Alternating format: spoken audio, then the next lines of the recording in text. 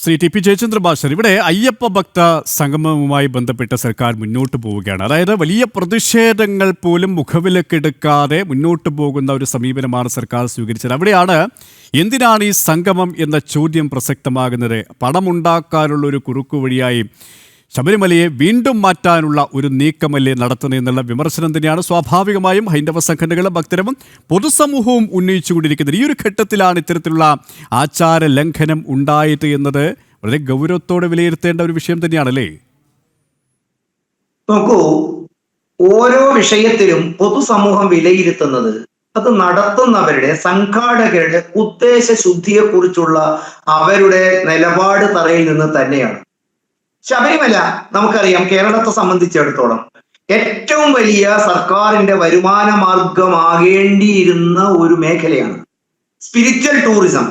ഒരുപക്ഷെ കേരളം പോലുള്ള ജനനിബിഡമായ ഒരു സംസ്ഥാനത്ത് വൻ വ്യാവസായിക മുന്നേറ്റത്തിന് അല്പം പ്രാദേശിക അല്ലെങ്കിൽ പ്രകൃതി സംബന്ധമായ എക്കോസിസ്റ്റവുമായി ബന്ധപ്പെട്ട തടസ്സങ്ങളുള്ള ഒരു സംസ്ഥാനത്ത് ഏറ്റവും കൂടുതൽ റവന്യൂ വരുമാനം സംസ്ഥാന ഗവൺമെന്റിന് കിട്ടാവുന്ന വലിയ വിപുലമായ ഒരു മേഖലയാണ് ശബരിമല, ഗുരുവായൂര് പോലുള്ള സ്പിരിച്വൽ ടൂറിസം.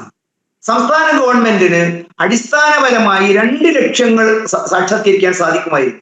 ഒന്ന്, ഈ കേന്ദ്രങ്ങളിലെ അടിസ്ഥാന സൗകര്യങ്ങൾ ഒരുക്കുന്നവർക്ക് വിശ്വാസം ഉണ്ടായാലും ഇല്ലെങ്കിലും അവിടെ വരുന്ന അയ്യപ്പ ഭക്തന്മാർക്ക് അല്ലെങ്കിൽ ഇത്തരത്തിലുള്ള ഭക്തന്മാർക്ക് ആവശ്യമായ ഭൗതിക സാഹചര്യങ്ങൾ ഒരുക്കി കൊടുക്കുന്നതിനുള്ള മുന്നൊരുക്കങ്ങൾ ആരംഭിക്കുക. ദർശന കാലഘട്ടത്തിൽ നിന്ന് നമുക്കറിയാം, വൃശ്ചിക മാസം ആരംഭിക്കുന്നതിന്റെ മുമ്പ് ഗവൺമെന്റിന് ചെയ്യാവുന്ന പ്രവർത്തനമാണിത്.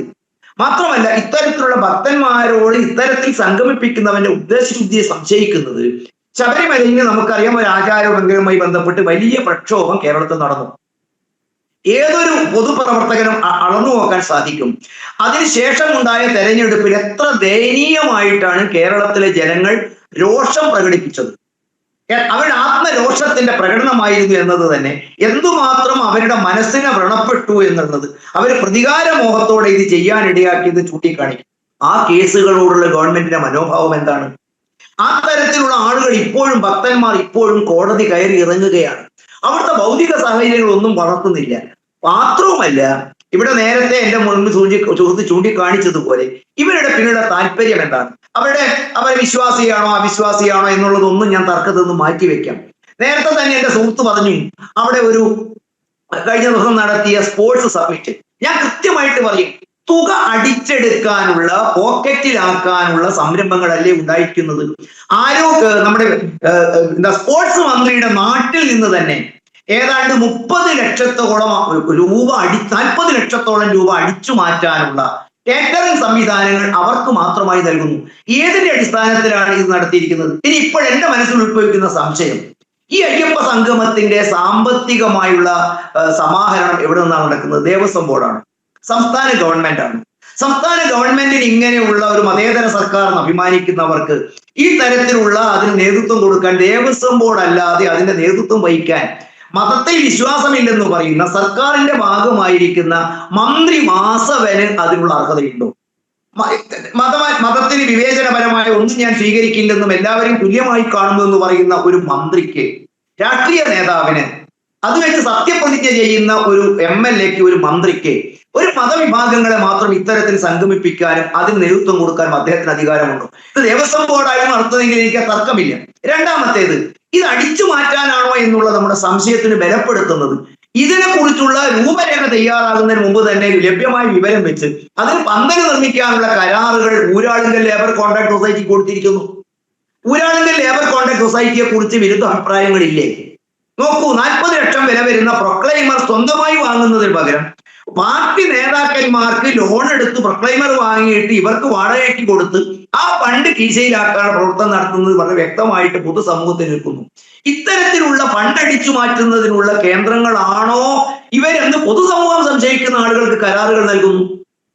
ഇതിന്റെ ഔട്ട്പുട്ട് എന്തായിരിക്കും? ഇതിന്റെ ക്ഷണിതാക്കളുടെ യോഗ്യത എന്തായിരിക്കും? മാനദണ്ഡം എന്തായിരിക്കും? അവിടുത്തെ സംഘാടകർ ഉദ്ദേശിക്കുന്ന കാര്യങ്ങൾ എന്തൊക്കെയായിരിക്കും? ഇവിടെയൊക്കെയാണ് ഇവരെ കുറിച്ച് സംശയം ഉന്നയിക്കുന്നത്.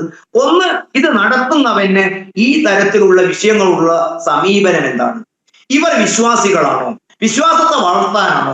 ക്ഷേത്രത്തിന്റെ കാര്യങ്ങളിലുള്ള ഭൗതിക സാഹചര്യങ്ങൾ വർദ്ധിപ്പിക്കുവാനാണോ? അതിനുപയോഗിക്കുന്ന പണം എവിടെ നിന്ന്? ഈ പണത്തിന്റെ പരമായി വിനിയോഗത്തിൽ ഉണ്ടാകുന്ന കട്ടെടുക്കൽ ഇല്ല എന്ന് ഉറപ്പുവരുത്താനുള്ള എന്ത് സംവിധാനമാണ് ഒരുക്കിയിട്ടുള്ളത്? എന്ത് കാര്യത്തിനാണ് നടക്കുന്നത്? മാത്രമല്ല, ഇത് ഉയർത്തുന്ന ഒരുപാട് ചോദ്യങ്ങൾക്ക് സമൂഹം ഉത്തരം നൽകാൻ ഇവർ ബാധ്യസ്ഥരാണ്. അവർ മൗനം പാലിക്കുന്നത് മാത്രമല്ല, കഴിഞ്ഞ കാലഘട്ടങ്ങളിൽ ഉണ്ടായിരുന്ന സമീപനം കുറ്റകരമായ ഫണ്ടടിച്ചു മാറ്റലും നശിപ്പിക്കാനും ഉള്ളതാണ് എന്ന സംശയം നിലനിൽക്കുമ്പോഴാണ് ഇത് വിവാദമാകുന്നതും. ഇതിൽ ഹൈന്ദവ സംഘടന, രണ്ടാമതൊരു ചോദ്യം, ഇതിലെ സംഘാടകർ ആരാണ് സർ? ഇതിന്റെ സംഘാടകരുടെ യോഗ്യത എന്തൊക്കെയാണ്? ഇവർ ആത്മീയമായ ചൈതന്യത്തെ വളർത്താൻ ഉതകുന്നതിന്റെ ചരിത്രമുള്ള ആളുകളാണ്. ഹിന്ദു സമൂഹത്തിലെ ഇത്തരത്തിലുള്ള ഏതെങ്കിലും ഒരു വിശ്വാസ സമൂഹത്തെ വിശ്വാസത്തിലെടുത്തുകൊണ്ട് അവർക്ക് ഇതിനകത്ത് പങ്കാളിത്തം നൽകിക്കൊണ്ടാണ് ഇത് നടത്തുന്നത്. അവരെ അകറ്റി നിർത്തിക്കൊണ്ട് നടത്തുന്ന ശബരിമലയിലെ പ്രവർത്തനങ്ങളുടെ ഇവരുടെ ഉദ്ദേശശുദ്ധി എന്തായിരിക്കും? അതൊക്കെ കേരളത്തിൽ വലിയ സംശയാസ്പദമാണ്. അതുകൊണ്ട് ഇതിനെ തകർക്കുക എന്ന കഴിഞ്ഞ കാല അജണ്ട കൂടുതൽ സമർത്ഥവും നിഗൂഢമായി നടപ്പിലാക്കുന്നതിനുള്ള ഒരു തന്ത്രപരമായ ഇടപെടലായിട്ട് മാത്രമാണ് കേരളത്തിലെ പൊതുസമൂഹം, വിശ്വാസ സമൂഹം ഈ അയ്യപ്പ സംഗമത്തെ കാണുന്നത് എന്നുള്ളതാണ് യാഥാർത്ഥ്യം.